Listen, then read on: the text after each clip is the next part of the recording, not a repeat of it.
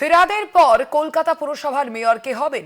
আগামী নভেম্বর পর্যন্ত কে সামলাবেন মেয়রের দায়িত্ব? আমরা দেখেছি ইতিমধ্যেই মেয়রের পদ থেকে ইস্তফা দিয়েছেন ফিরহাদ হাকিম এবং তারপরেই কিন্তু একাধিক প্রশ্ন ইতিমধ্যেই উঠে আসছে। ফিরহাদের পর কলকাতা পুরসভার মেয়র কে হবেন সেই নিয়ে ইতিমধ্যেই কিন্তু জল্পনার সৃষ্টি হয়েছে। আমরা কথা বলবো এই নিয়ে। আমাদের সঙ্গে এই মুহূর্তে ফোন লাইনে রয়েছেন প্রতিনিধি দুর্গাদাস বন্দ্যোপাধ্যায়। দুর্গাদা, ঠিক কি জানতে পারা যাচ্ছে এই বিষয়ে, নিয়ম কি বলছে?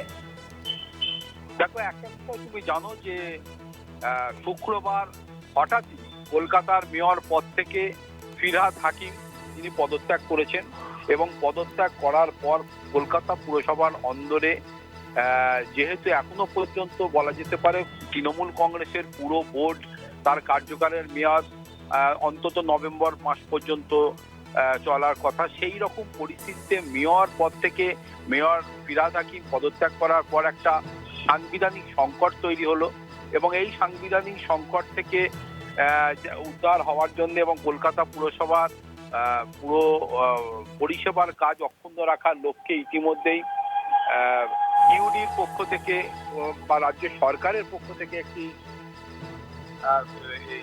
সার্কুলার জারি করা হয়েছে, যেখানে মূল কথার জায়গায় বলা হচ্ছে, in exercise of the power conferred by the clause A of subsection 2 of section 117 of the Kolkata Municipal Corporation Act 1980, the governor has hereby pleased to give notice to the Kolkata Municipal Corporation to submit representation of any within 3 days from the date of issue of this notice to say why the corporate shall be not dissolved on the ground that it has been become persistently incompetent and has failed to discharge its authority deployed needs municipal service which is determined to public interest। অর্থাৎ কলকাতা পুরসভার মধ্যে থেকে যারা এই মুহূর্তে যে পুরো board রয়েছে তারা যদি আগামী 3 দিনের মধ্যে তাদের মেয়র হিসাবে নতুন নাম না ঘোষণা করতে পারে বা করতে সক্ষম না হয়, তাহলে কলকাতা পুরসভার পুরো পরিষেবাকে অক্ষুণ্ণ রাখার লক্ষ্যে এবং কলকাতার মানুষের স্বার্থে এই পুরো বোর্ড ভেঙে দেওয়া হতে পারে এবং সেক্ষেত্রে অ্যাডমিনিস্ট্রেটর বসানো হতে পারে।